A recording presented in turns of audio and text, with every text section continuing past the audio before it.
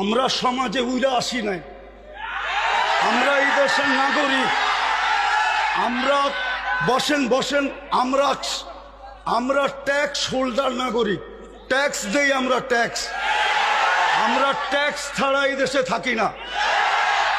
ওয়াজ মাহফিলে আসি আমরা অনুদান দিয়ে, সার্বিক সহযোগিতা করে এখানে এসে দাঁড়াই। আর অনেক সবার কথা বলছি না, অনেক বক্তা আছে অর্থের বিনিময়ে এখানে আসে। বিচার করতে হবে।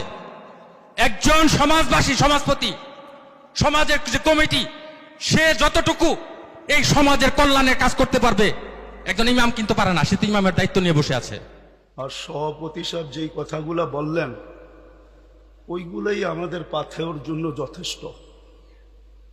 কেননা ওনারা আমাদের দেশের কর্ণধার, ওনাদের কৃপাই আমরা বেঁচে আছি।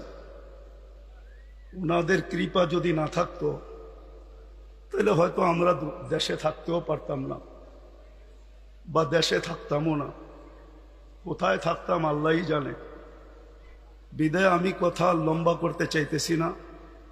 আমিও আপনাদের কাছ থেকে বিদায় নিতেছি।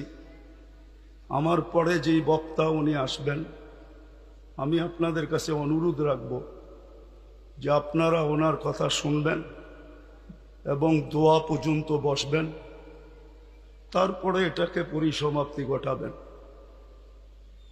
বলে আমি আমার কথা শেষ করলাম। ওমা আলাইনা ইল্লাল বালাগ।